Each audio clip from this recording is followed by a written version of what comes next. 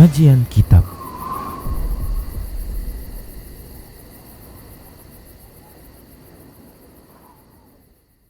Bismillah, assalamualaikum warahmatullahi wabarakatuh. Innal hamdalillah nahmaduhu wa nasta'inuhu wa nastaghfiruh wa na'udzu billahi min shururi anfusina wa min sayyiati a'malina. Man yahdihillah fala mudilla lah wa man yudlilhu fala hadiyalah. Wa asyhadu an la ilaha illallah wahdahu la syarika lah. Wa asyhadu anna Muhammadan abduhu wa rasuluhu sallallahu alaihi wasallam. Qala Allah tabaraka wa ta'ala, ya ayyuhalladzina amanu taqullaha haqqa tuqatih wa la tamutunna illa wa antum muslimun. Ya ayyuhan nasu taqu rabbakumul ladzi khalaqakum min nafsin wahidah وخلق منها زوجها وبث منهما رجالا كثيرا ونساء واتقوا الله الذي تساءلون به والأرحام إن الله كان عليكم رقيبا يا أيها الذين آمنوا اتقوا الله وقولوا قولا سديدا يصلح لكم أعمالكم ويغفر لكم ذنوبكم ومن يطع الله ورسوله فقد فاز فوزا عظيما أما بعد فإن أصدق الحديث كتاب الله وخير الهدى هدى رسول الله صلى الله عليه وسلم وشر الأمور محدثاتها وكل محدثة بدعة وكل بدعة ضلالة وكل ضلالة في النار. Para hamba Allah rahimani wa rahimakumullah. Alhamdulillah, kita bersyukur kepada Allah Subhanahu wa taala atas semua kebaikan dan kenikmatan yang Allah Subhanahu wa taala telah berikan kepada kita. Salawat dan salam tak lupa kita ucapkan untuk nabinya Muhammad sallallahu alaihi wasallam. Semoga Allah Subhanahu wa taala memberikan taufik kepada kita agar kita bisa terus berada di atas petunjuk Rasulnya sampai Allah mewafatkan kita. Para pemirsa Rosyad TV dan para pendengar radio Medan Mengaji di mana saja Anda berada, a'azzani Allah wa iyyakum jami'a. Kita masih membahas tentang akidah tauhid dalam bahasan al-wala wal bara. Kembali kita mengingatkan tentang definisi al-wala, begitu juga al-bara. Yang keduanya merupakan prinsip yang sangat mendasar di dalam agama kita, yang wajib bagi setiap muslim memiliki prinsip ini dengan benar. Al-wala maksudnya secara bahasa bisa diterjemahkan dengan loyalitas dan kecintaan. Maksudnya adalah kecintaan dan loyalitas kepada orang-orang yang memiliki keimanan serta ketaatan di dalam diri mereka kepada Allah Subhanahu wa taala. Berkasih sayang dengan mereka, saling tolong menolong terhadap mereka atau kepada mereka, sekaligus berlaku tulus di dalam memberikan nasihat kepada mereka. Inilah al-wala, makna al-wala yang merupakan prinsip agung dalam agama kita. Sekaligus al-bara, al-bara yang maknanya secara bahasa diterjemahkan dalam bahasa kita adalah berlepas diri yang mengandung kebencian. Maksudnya adalah berlepas diri sekaligus membenci orang-orang yang memiliki kekufuran dan kesyirikan di dalam diri mereka. Yang itu merupakan bentuk permusuhan kepada Allah Subhanahu wa taala, kepada agama Allah dan utusan Allah Subhanahu wa taala. Menjauhi mereka dan kebiasaan-kebiasaan yang menjadi kekhususan bagi mereka dalam kebiasaan, baik itu dalam urusan dunia maupun urusan agama mereka, sekaligus juga berlepas diri dari ritual-ritual keagamaan dan keyakinan mereka. Baik para hamba Allah rahimani wa rahimakumullah, ini makna dari al-bara, al-wala al-bara. Baik, kita akan lanjutkan pembahasan tentang hal berikutnya, yaitu hal-hal yang wajib bagi setiap muslim untuk memiliki sikap berikut ini, atau hal-hal yang wajib bagi setiap muslim terhadap orang kafir, yang tentunya orang kafir ini bukanlah orang kafir yang memerangi orang-orang beriman, orang-orang kafir yang mereka tidak menyerang orang-orang beriman, orang-orang muslim. Berikutnya adalah diharamkan memaksa orang-orang kafir, baik itu ahlul kitab, Yahudi maupun Nasrani, atau orang-orang kafir yang lainnya selain ahlul kitab, yaitu orang-orang musyrik dari kalangan Majusi, Hindu, Buddha, Konghucu, dan seterusnya dari agama-agama yang ada di permukaan bumi ini. Maka diharamkan untuk memaksa mereka agar merubah agama mereka. Tidak boleh, karena Allah Subhanahu wa taala berfirman di dalam surah Al-Baqarah ayat 256.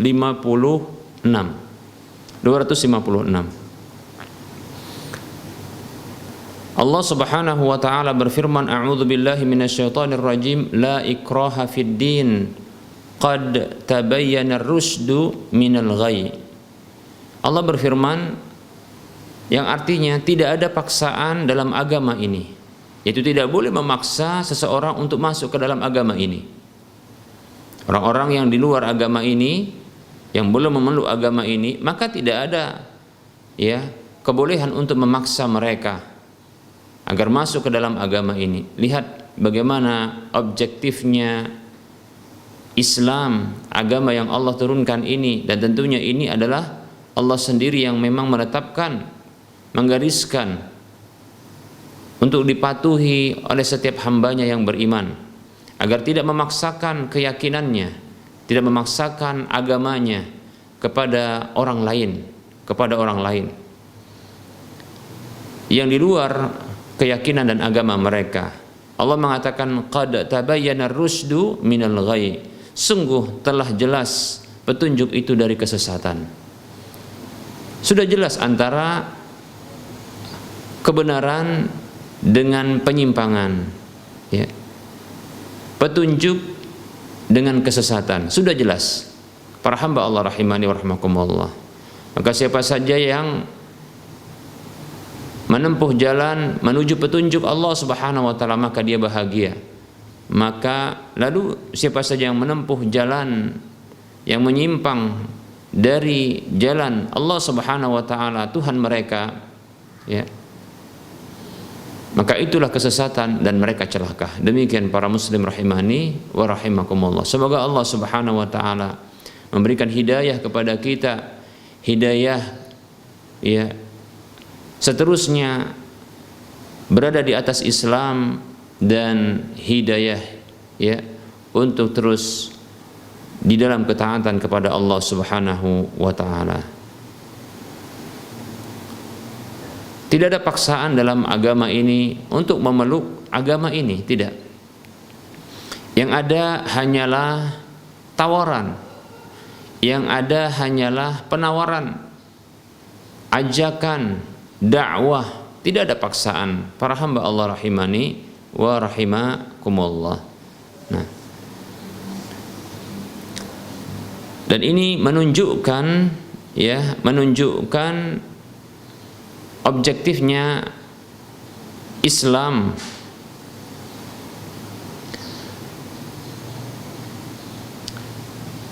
di mana tidak ada satupun ajaran-ajaran Islam ini yang memaksa orang di luar Islam untuk beragama dengan agama Islam. Bahkan dalam peperangan, baik para muslim rahimani rahimakumullah, dalam peperangan ya, tidak serta-merta ketika berperang kaum muslimin ketika mereka berperang itu lantas ya membunuhi orang-orang kafir, tidak demikian. Bahkan para hamba Allah rahimani wa rahmakumullah, Rasulullah sallallahu alaihi wasallam senantiasa berpesan kepada para panglima perang yang beliau tunjuk untuk bertakwa kepada Allah Subhanahu wa taala. Nah, di sini disebutkan dalam hadis yang diriwayatkan oleh Imam Muslim dalam kitab sahihnya sampai kepada sanadnya sampai kepada Sulaiman bin Buraidah dari ayahnya Buraidah radhiyallahu anhu yang mengatakan kana Rasulullah sallallahu alaihi wasallam idza amara amiran ala jaisin aw sariyatin awsahu fi khassatihi bi taqwallahi wa man ma'ahu minal muslimina khaira. Summa qala, dahulu Rasulullah sallallahu alaihi wasallam apabila menunjuk seorang pemimpin pada sebuah pasukan perang, maksudnya adalah pasukan perang ya, pasukan untuk bertempur, maka beliau sallallahu alaihi wasallam secara khusus mewasiatkan kepada pemimpin tersebut untuk bertakwa kepada Allah Subhanahu wa taala dan mewasiatkan untuk berlaku baik terhadap bawahannya, orang-orang yang bersamanya dari kalangan kaum muslimin. Kemudian summa qala, kemudian beliau bersabda, uzu bismillahi fi sabilillahi, berperanglah kalian dengan nama Allah Subhanahu wa taala di jalan Allah Subhanahu wa taala. Qatilu man kafara billahi, berperanglah kalian, perangilah orang-orang yang kufur kepada Allah Subhanahu wa taala. Uzu wa la taghlu, berperanglah namun janganlah kalian berlebihan. Wa la taghdiru, janganlah kalian melakukan kecurangan.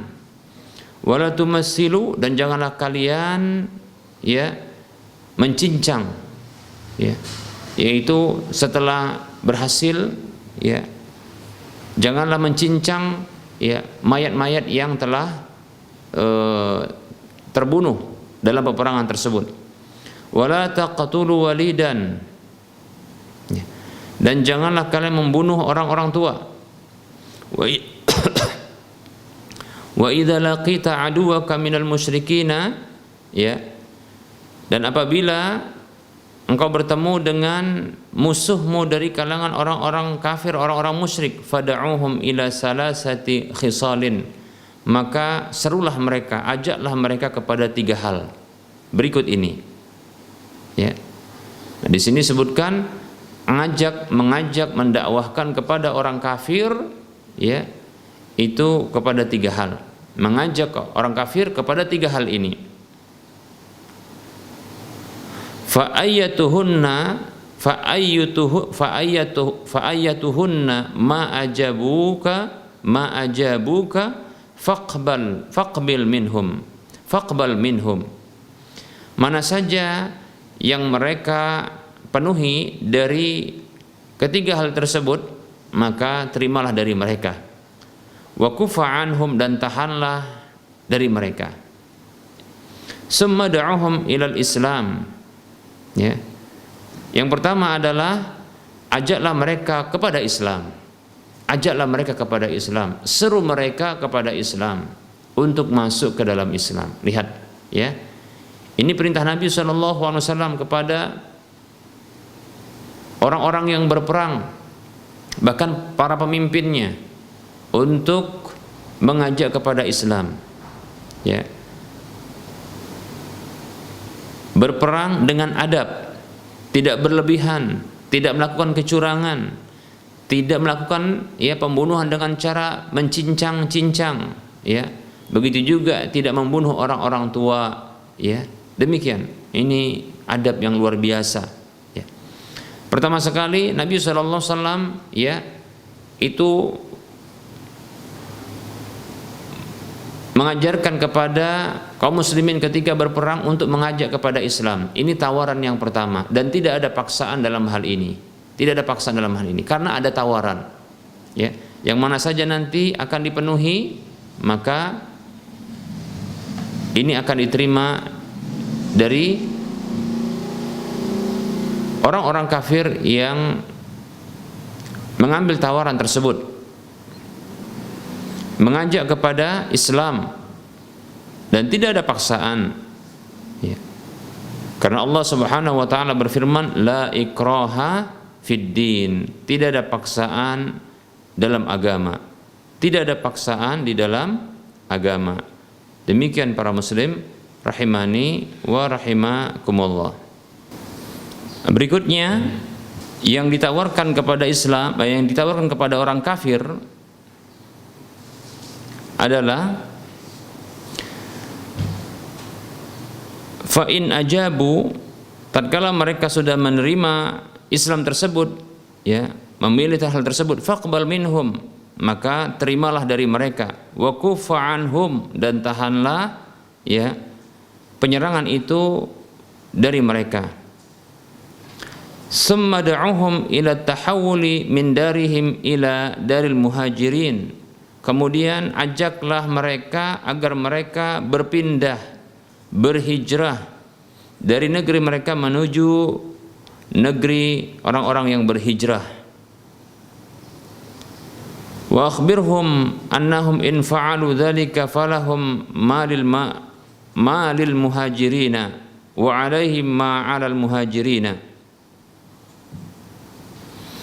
Dan kabarkan kepada mereka bahwasanya apabila mereka melakukan hal tersebut, maka mereka mendapatkan apa yang menjadi hak bagi orang-orang muhajirin, dan mereka akan menanggung seperti apa yang ditanggung oleh orang-orang muhajirin. Fa in abau an yatahawwalu minha, namun apabila mereka enggan untuk berpindah darinya, fa akhbirhum annahum yakununa ka'arabil muslimin, maka berlaku kepada mereka, maka kabarkan kepada mereka bahwasanya mereka itu seperti orang-orang Arab dari kalangan kaum muslimin. Yajri alaihim hukmullahi alladzi yajri 'alal mu'minin, berlaku atas mereka hukum Allah yang berlaku atas orang-orang beriman. Wala yakunu lahum fil ghanimati wal fai'i syai'un illa an yujahidu ma'al muslimin, dan mereka tidak memiliki hak dalam harta yang didapatkan dalam peperangan sedikit pun, kecuali apabila mereka turut serta dalam berjihad bersama dengan orang-orang beriman, orang-orang Islam. Fa in hum abau, apabila mereka enggan, tidak mau untuk masuk Islam, fasalhum al-jizyata, maka mintalah kepada mereka al-jizyah.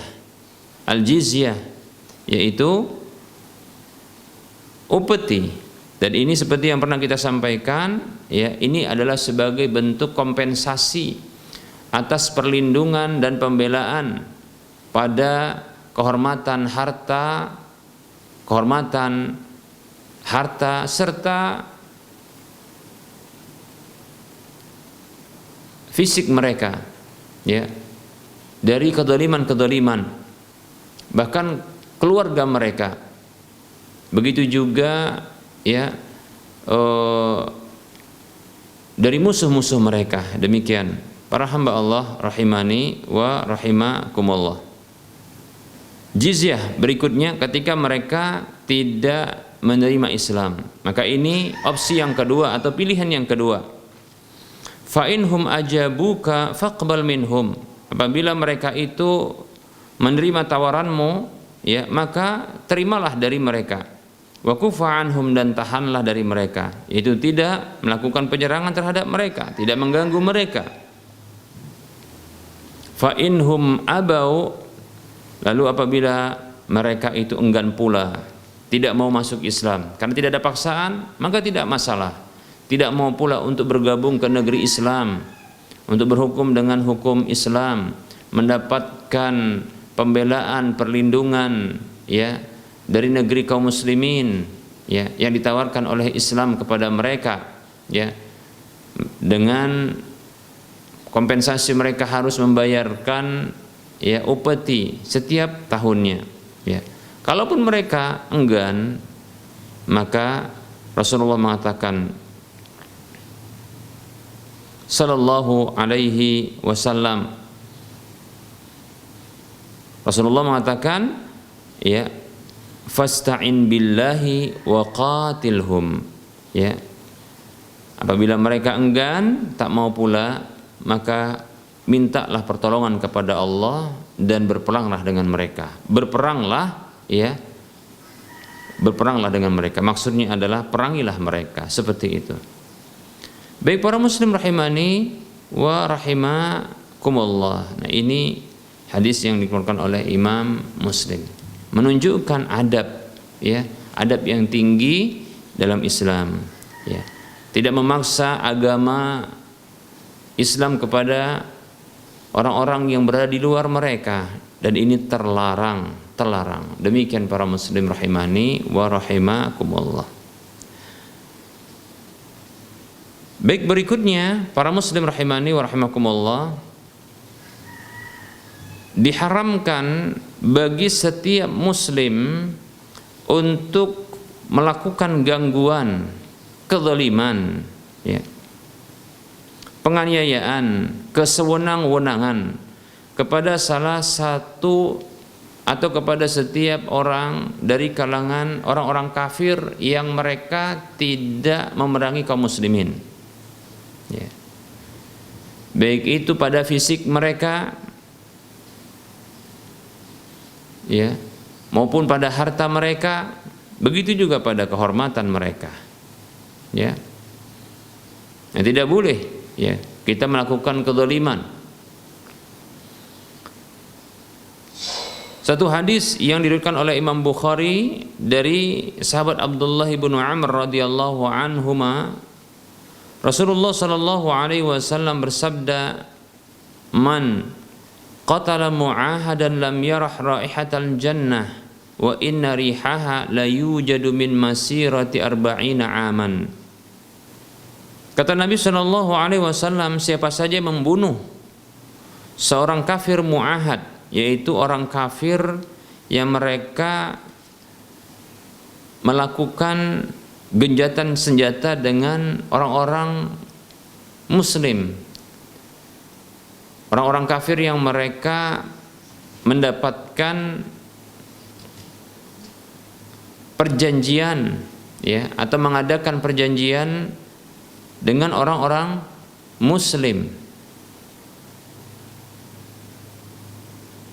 maka tidak boleh untuk membunuh mereka. Bahkan kata Rasulullah, man qatala mu'ahadan, siapa saja membunuh mereka ini, membunuh orang kafir mu'ahad ini, maka dia tidak akan mencium aroma surga. Padahal sesungguhnya aroma surga itu bisa dicium dari jarak 40 tahun. Masya Allah, ya, ini hadis riwayat Bukhari.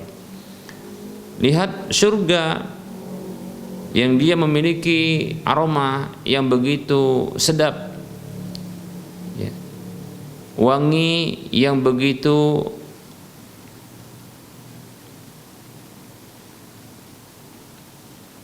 indah, ya, yang tentunya dirasakan bagi orang yang berhak untuk bisa masuk ke dalamnya. Ini bisa dicium dengan jarak 40 tahun. Saking begitu, ya, saking begitu semerbaknya aromanya. Namun bagi seorang muslim yang dia telah menodai atau merusak citra Islam, memberikan citra buruk bagi Islam dengan membunuh orang kafir yang diberi keamanan oleh orang-orang Islam, yang ini tentunya akan menyebabkan tuduhan miring kepada Islam dan kaum muslimin, orang yang beragama Islam. Ini diancam oleh Allah Subhanahu wa taala lewat lisan Rasulullah sallallahu alaihi wasallam, tidak akan mencium aroma surga. Tidak akan mencium aroma surga. Demikian, ya. Ini tentunya dosa besar, ya. Mengapa dosa besar? Karena ini merupakan bentuk pengkhianatan, ya. Ini merupakan bentuk pencemaran citra, pencemaran nama baik Islam, ya, atau kita katakan pencitraan yang buruk terhadap Islam. Demikian para muslim rahimani wa rahimakumullah.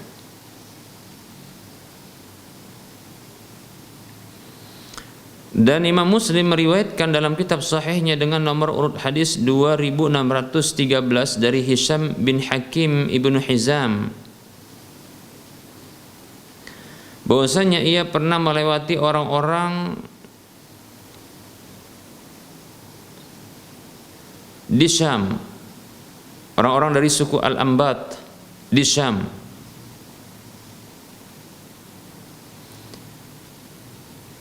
yang mereka ini berdiri ditegakkan, ya, maksudnya ditegakkan di teriknya matahari. Maksudnya adalah ini disiksa, ya. Masya'nuhum, ada apa gerangan mereka ini, ya? Kenapa mereka ini? Qalu, ya,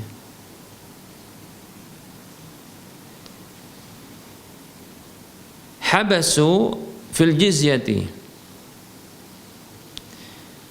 Mereka mengatakan mereka ini, ya, menahan pembayaran jizyah, ya, mereka menahan diri dari pembayaran jizyah, maksudnya tidak mau bayar jizyah. Faqala, maka Rasulullah ya, Hisham bin Hakim bin Hizam itu mengatakan, asyhadu la sami'tu Rasulullah sallallahu alaihi wasallam yaqulu, aku bersaksi sungguh aku mendengar Rasulullah sallallahu alaihi wasallam bersabda, innallaha yu'adzibul ladzina yu'adzibuna an-nasa fid dunya, sesungguhnya Allah Subhanahu wa taala mengadab orang-orang yang mengadab manusia di dunia. Masyaallah, ya, lihat ini, ya. Jadi kalau kita katakan mereka menahan diri dari jizyah, lihat yang disiksa ini untuk berdiri di tengah matahari, ya, di matahari yang terik seperti itu, kita katakan ini bentuk menyiksa karena mereka enggan atau menahan diri dari pembayaran jizyah. Ya, barangkali mereka tidak mampu untuk membayar jizyah, ya.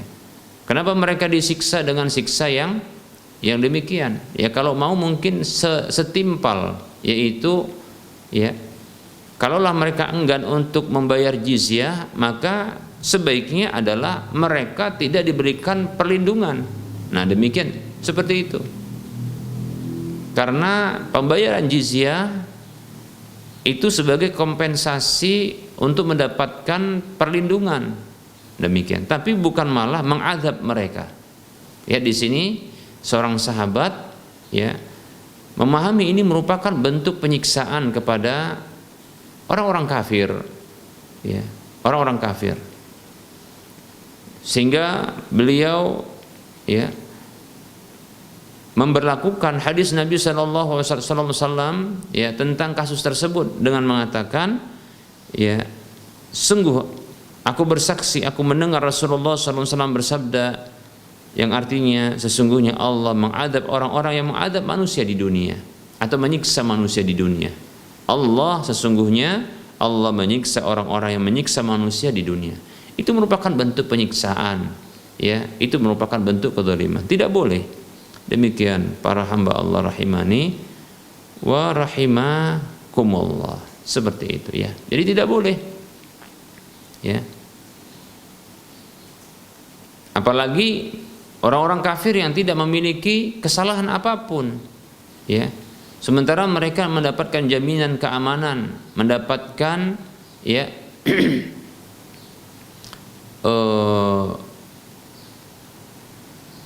perjanjian dari kaum muslimin untuk mengadakan gencatan senjata. Lalu mereka ternyata ya dizalimi, disiksa, dianiaya, bahkan barangkali dibunuh. Maka balasan yang setimpal untuk kaum muslimin yang seperti ini adalah mereka tidak mencium aroma surga.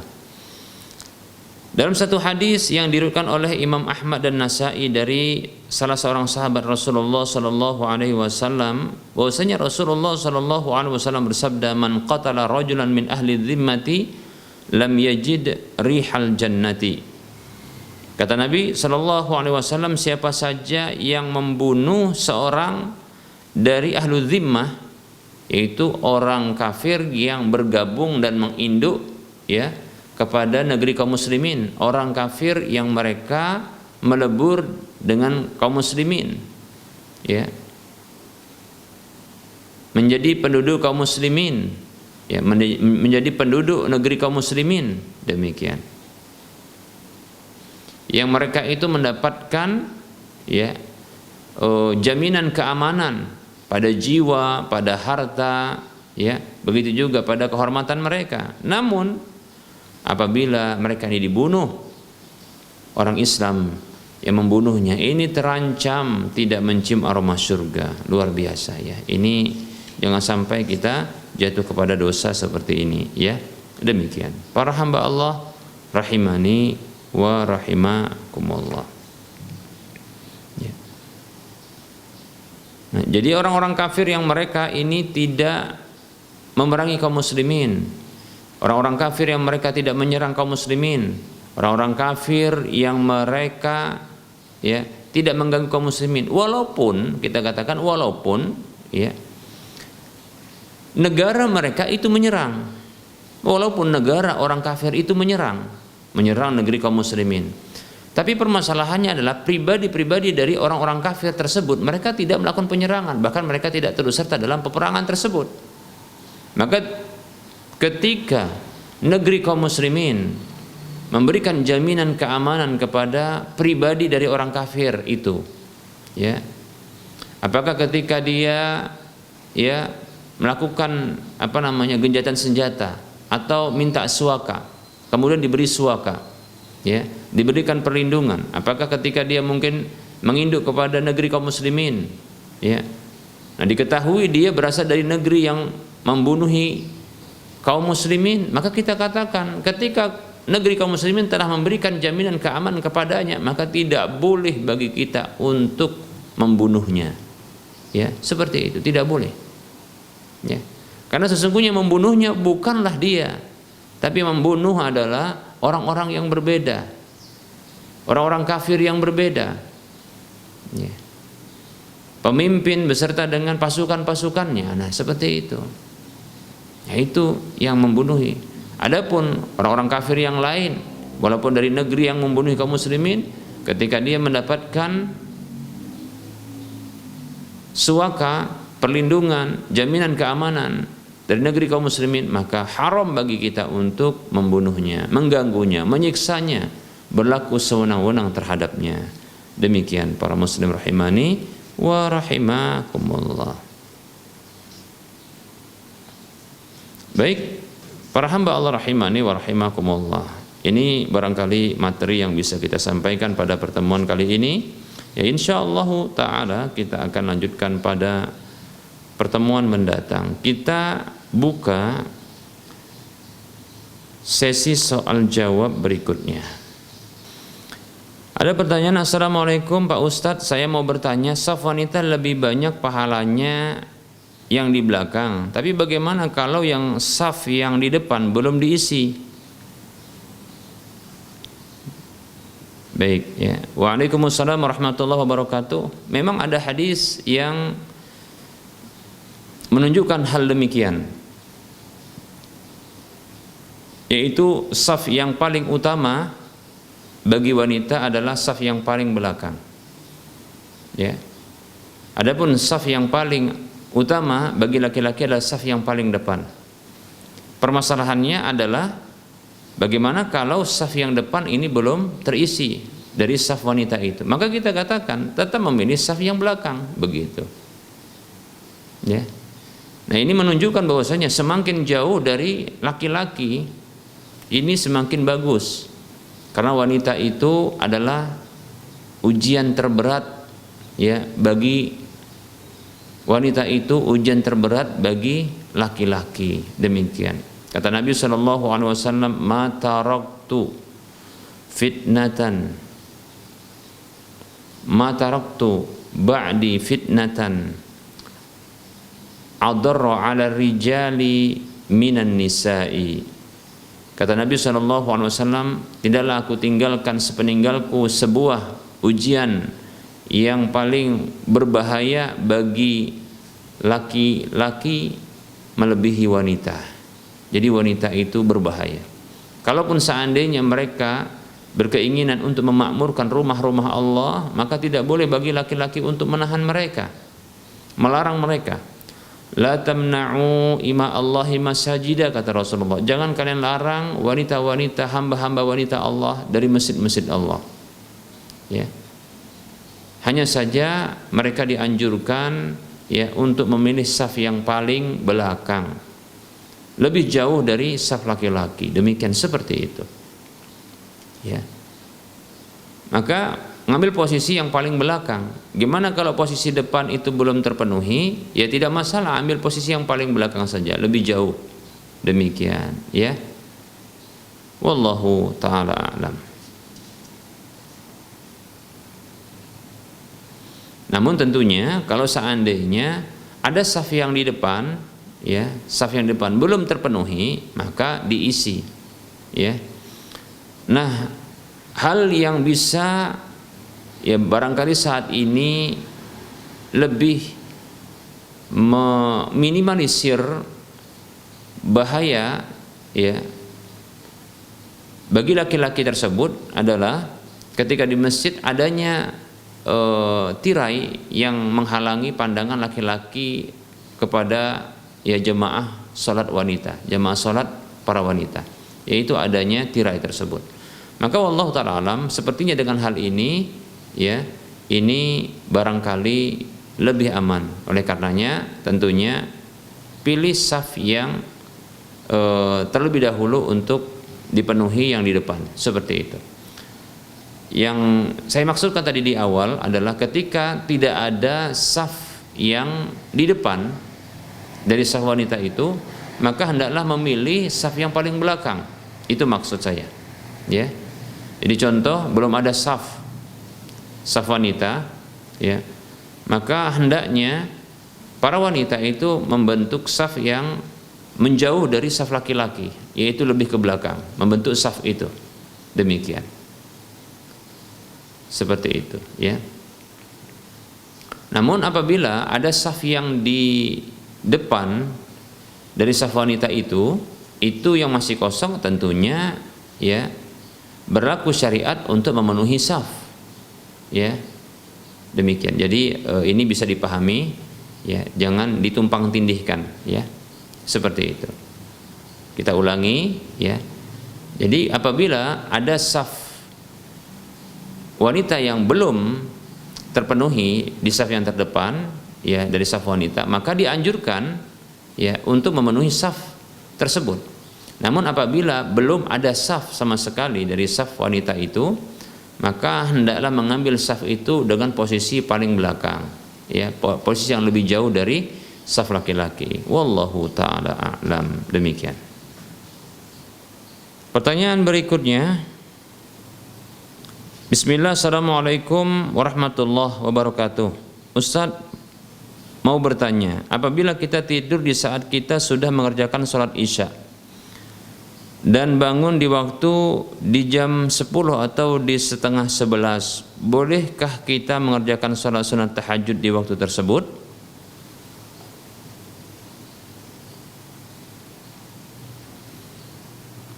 Waalaikumsalam warahmatullahi wabarakatuh. Jumhur ulama berpendapat bahwasanya salat tahajud dilaksanakan setelah tidur dari malam, ya, seperti itu. Dan tentunya itu dilakukan tidur tersebut setelah salat isya, ya. Nah, bolehkah melakukan salat tahajud setelah tidur dari salat isya? Ya. Tidur, setelah melakukan salat isya tertidur, lalu terbangun di masih ya menjelang pertengahan malam. Apakah boleh? Saya condong wallahu taala alam boleh, ya. Saya condong boleh insyaallah taala, ya. Wallahu taala a'lam.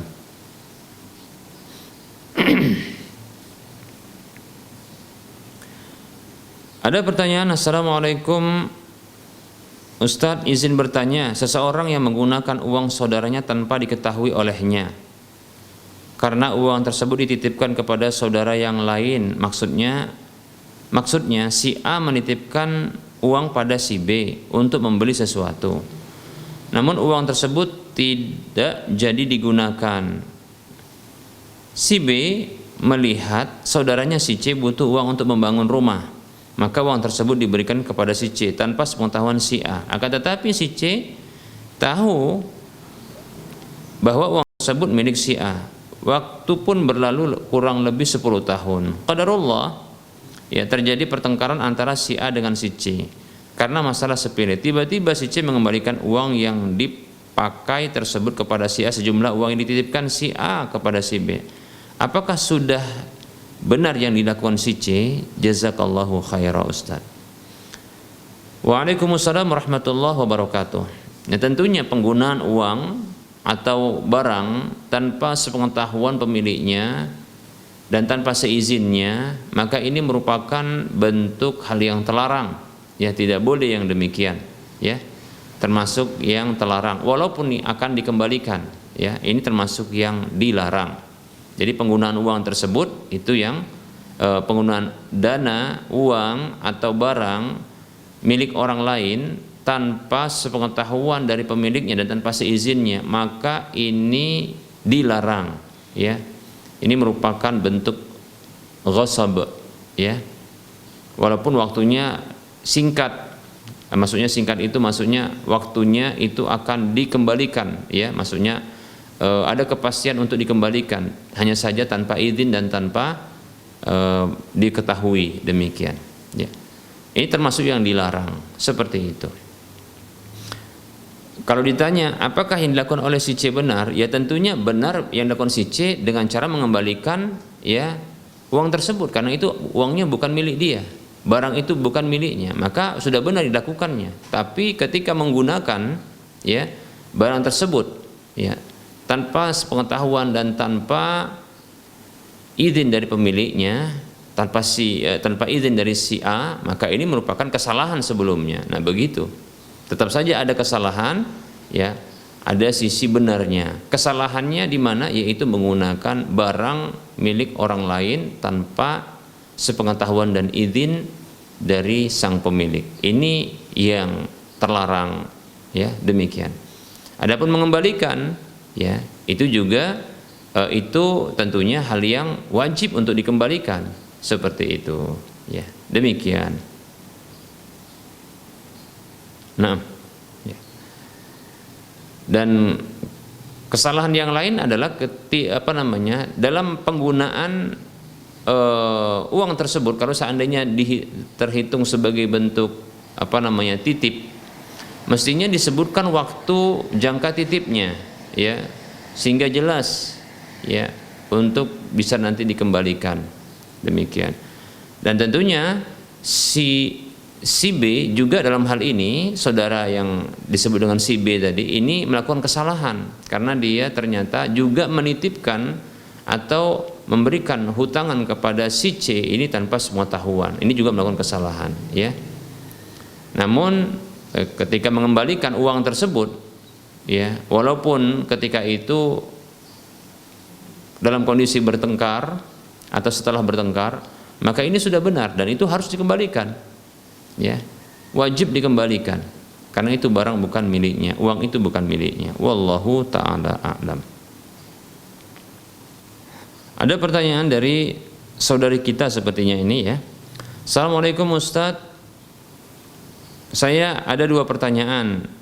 Yang pertama, boleh tidak saat bersedekah kita mengucapkan sesuatu dalam hati agar keinginan kita terkabul? Yang kedua, apakah sah sholat dalam kondisi mukena yang dikenakan itu sedikit menerawang karena sudah lama dipakai, ya, yaitu mukena yang sudah lama, ya, usang. Terima kasih Ustadz, jazakallahu khairan. Waalaikumsalam warahmatullahi wabarakatuh. Untuk pertanyaan pertama, jawabannya adalah boleh, ya, untuk kita berdoa kepada Allah Subhanahu wa taala setelah kita bersedekah atau baru saja bersedekah. Ini merupakan bentuk tawassul, ya, dengan amal soleh, ya, bertawassul dengan amal soleh. Demikian. Jadi di antara tawassul yang disyariatkan adalah tawassul dengan amal soleh, yaitu setelah melakukan amal soleh yang ikhlas karena Allah, maka boleh ketika itu berdoa minta kepada Allah Subhanahu wa taala, ya, agar, ya, dipenuhi keinginan kita. Boleh, ya. Dalilnya adalah kisah yang disebutkan dalam hadis Nabi SAW, yang Nabi sendiri SAW yang menceritakan itu tentang 3 orang yang terperangkap di dalam gua. Ketika ada batu besar yang menutup pintu gua setelah mereka masuk ke dalam gua, ya. Mereka ini melakukan tawassul dengan amal soleh mereka. Satu di antaranya, masing-masing mereka di antaranya, satu yang pertama adalah mereka, salah seorang di antara mereka itu punya amalan bakti sama orang tua. Yang kedua adalah, ya, amalan berupa berbuat baik kepada pekerja, seorang pekerjanya. Kemudian yang ketiga adalah orang yang dia punya amalan meninggalkan perzinahan, sekaligus dia bersedekah kepada wanita yang dizinahinya, yang akan dizinahinya tersebut. Demikian. Nah, mereka ini masing-masing, ya, bertawassul dengan amal soleh mereka itu kepada Allah Subhanahu wa taala dan Allah kabulkan. Nah, seperti itu. Jadi boleh. Jadi bersedekah terlebih dahulu, ya, lalu memohon kepada Allah Subhanahu wa taala agar, ya, permintaan kita, ya, itu dikabulkan oleh Allah Subhanahu wa taala. Bersedekah terlebih dahulu kepada Allah Subhanahu wa taala atau melakukan amal-amal saleh terlebih dahulu kepada Allah, lalu kita minta kepada Allah, ya. Dan semoga Allah mengabulkan permintaan kita. Demikian. Pertanyaan kedua, yaitu pakaian sholat dalam hal ini adalah mukena, ya, yang dikenakan itu terawang atau transparan. Dia mukena tersebut, ya, membayang atau transparan sehingga nampak, ya, auratnya. Maka kita katakan yang seperti ini tidak sah sholatnya, ya, tidak sah sholatnya bila yang tampak adalah auratnya. Namun yang apabila tampak adalah pakaian dalamnya, maksudnya pakaian dalam itu adalah pakaian yang biasa dipakai di rumah, ya, lalu tampak hanya saja mungkin, ya, lebih agak ketat. Wallahu ta'ala alam. Kalau juga aurat tersebut tertutup namun hanya ketat saja, lalu dilapis lagi dengan mukena, maka yang seperti ini wallahu ta'ala alam ini lebih ringan, ya, lebih ringan. Saya condong tidak batal, tapi bisa jadi tidak disukai. Karena pakaian dalam, maksudnya pakaian dalam adalah pakaian rumahnya, itu menutup seluruh lapisan seluruh auratnya, demikian. Hanya saja ini kemudian digunakan mukena berikutnya. Namun apabila ya ternyata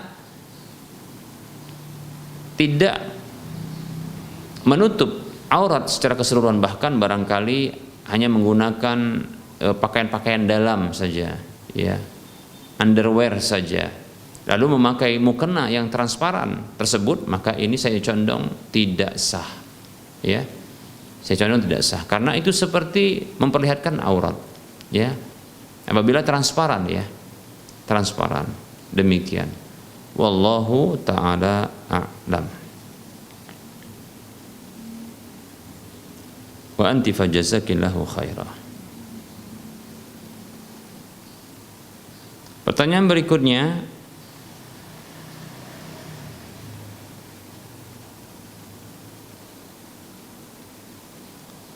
Bismillah, Assalamualaikum Ustadz, mau bertanya, bagaimana sikap kita terhadap ayah kandung yang mau bekerja tetapi tidak memberi nafkah untuk keluarga, sehingga saya sebagai anak laki-laki pertama yang sudah bekerja dan menikah mencukupi kebutuhan pangan di rumah sampai terkadang berhutang.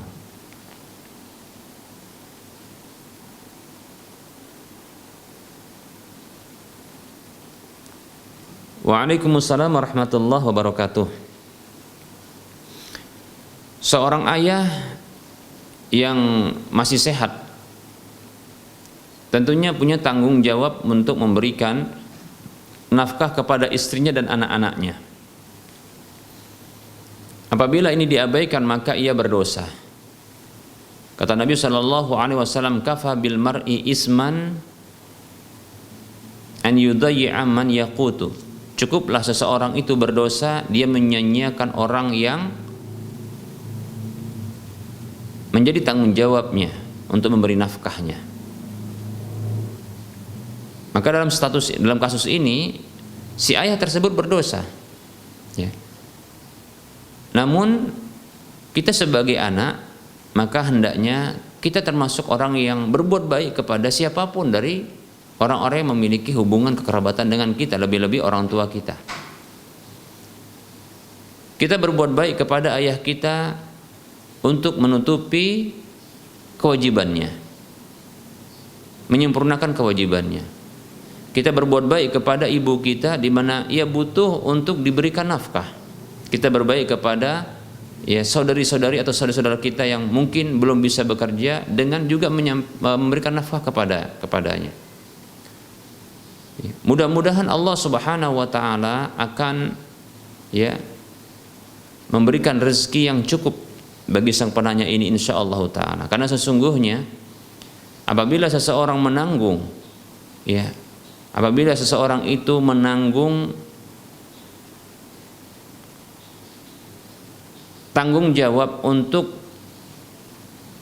memberikan nafkah kepada beberapa orang, maka ketahuilah sesungguhnya berarti rezeki-rezeki orang-orang tersebut yang ditanggungnya itu akan Allah alirkan lewat dirinya, ya. Demikian, ya. Jangan khawatir, karena setiap jiwa itu memiliki rezeki yang tersendiri, ya. Setiap jiwa itu memiliki rizki yang tersendiri, ya.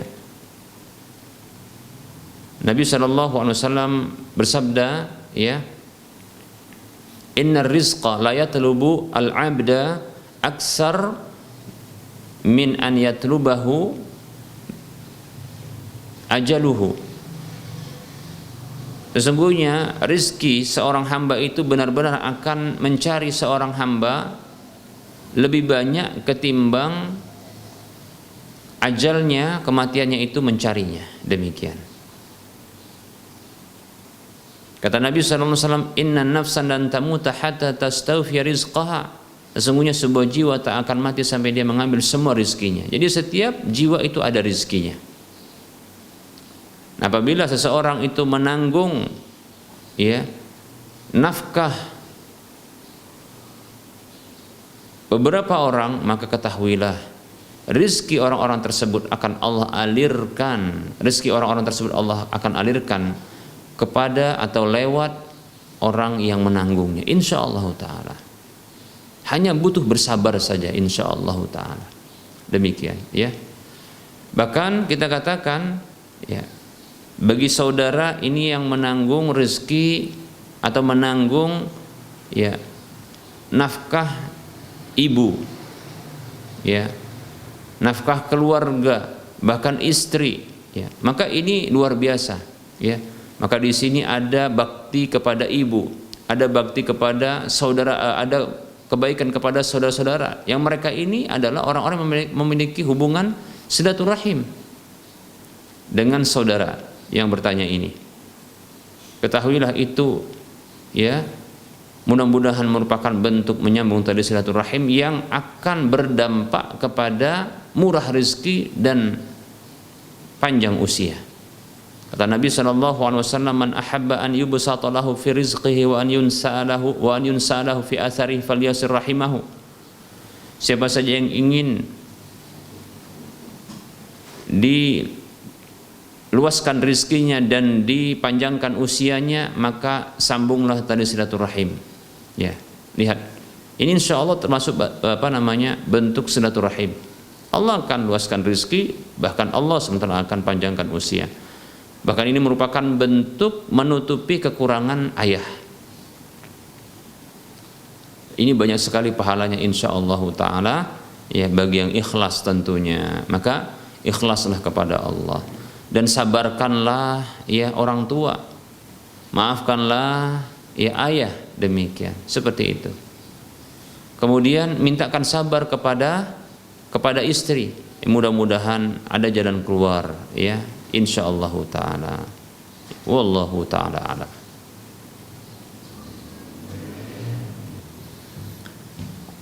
Bismillah. Maaf Ustaz, izin bertanya, bagaimana hukumnya seseorang berjualan secara berdekatan, kira-kira berjarak 10 meter dari tempat jualan si A berjualan, yang ia menjual produk yang sama, misalnya menjual minuman kekinian, namun sebelumnya penjual B yang datang ini tidak ada pembicaraan atau merundingkan tentang hal tersebut, tiba-tiba langsung buka saja. Bagaimana Ustaz? Jazakallahu khairan. Saya condong tidak ada masalah sesungguhnya, artinya tidak ada dosa dalam masalah ini ya, hanya saja dari sisi adab ya, dari sisi adab yang saya kira kurang ya, dari sisi adab saja yang kurang ya. Maka di antara tuntutan adab adalah ya seperti itu, ketika barangkali hendak berjiran, bertetangga, walaupun bertetangga dalam jualan seperti ini, ya paling tidak ya bertegur sapa, ada pembicaraan sebelumnya. Namun merupakan ya bukan merupakan kewajiban, tidak merupakan kewajiban ya, dan bukan merupakan syarat sahnya jual beli, demikian ya, tidak masalah ya. Ini bisa barangkali kalaupun sudah buka seperti ini, maka cairkan suasana dan kondisi seperti itu dengan barangkali banyak berbagi ya, banyak berbagi ya, seperti itu ya. Kalau contohnya barangkali melihat tetangga jualan ini sepi, maka coba mintakan kepada para pembeli untuk membeli di tempat saudara tersebut. Nah begitu, jadi berbagi. Atau contohnya bisa berbagi resep, nah gitu ya. Jadi ada kesamaan mungkin kualitas mutu ya, menu makanan yang atau minuman yang disajikan, yang dijual tersebut, sehingga ini akan membuat orang memilih dengan cara yang sama ya, seperti itu. Bisa ya, ini untuk diperbaiki ke depan ya. Yang jelas cairkan suasana dengan berinteraksi terus dengan tetangga pedagang tersebut ya. Jangan diam-diam saja Ya, ini ya keliru lah kita katakan. Ya, tapi dari sisi adab ketika tadi di awal memang ini keliru, tapi bukan merupakan dosa insyaallah taala, ya. Karena bukan merupakan syarat ya untuk berdagang itu izin dengan yang di sebelah. Ya, seperti itu. Wallahu ta'ala alam wa anta fajazakallahu khairah. Ada pertanyaan, Assalamualaikum Ustadz, seorang muslim mengerjakan amalan bid'ah, apakah diterima ibadahnya oleh Allah? Adakah batas waktu diterimanya amal seorang muslim yang melakukan bid'ah?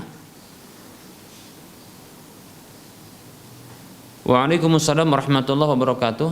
Rasulullah sallallahu alaihi wasallam bersabda, "Man ahdasa fi amrina hadza ma laysa minhu fahuwa raddun."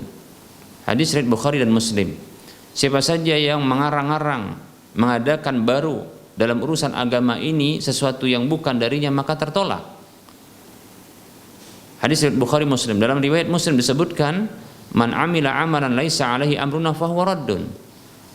Siapa saja yang beramal dengan sebuah amalan yang tidak ada perintah kami padanya, maka tertolak. Amalan bid'ah, murni dia bid'ah, ya, maka adalah perkara baru dalam urusan agama ini, maka dia tertolak. Demikian, ya. Seperti itu. Kapan batas waktunya? Wallahu taala alam, ya, tidak akan diterima oleh Allah seperti itu karena ditolak kata Rasulullah SAW. Ini wahyu. Karena apa yang disampaikan Rasulullah merupakan wahyu dari Allah, maka tidak diterima oleh Allah. Bila memang murni bid'ah dia, ya seperti itu. Baik, ya. Jadi kapan batas waktunya untuk diterima? Wallahu taala alam. Apakah dia juga mendapatkan pahala dari keikhlasannya? Wallahu taala alam. Barangkali dari keikhlasannya dia dapat pahala, tapi dari amalannya dia tidak dapat pahala. Nah, seperti itu. Seseorang yang ikhlas dalam amalannya, insya Allah didapatkan pahala ikhlas. Itu pahala niatnya. Namun pahala amalnya, karena sesungguhnya dalam sebuah amalan itu ada namanya niat dan ada amal. Innamal a'malu binniyat, sesungguhnya amal itu bergantung dengan niat. Jadi harus ada niat dan amal. Di sini berarti ada niat dan amal. Nah, seperti itu. Nah, kalaulah niatnya ikhlas karena Allah, tapi ya amal tersebut bid'ah, maka kita katakan amal tersebut tertolak. Fudail bin Iyad mengatakan rahimahullah taala, innal amala idza kana khalisan wa lam yakun shawaban lam yuqbal. Sesungguhnya amal itu apabila dia ikhlas namun dia ya tidak benar, tidak tepat, ya, maka dia tidak diterima. Demikian. Wa idza kana shawaban lam yakun khalisan lam yuqbal hatta yakuna khalisan wa shawaban.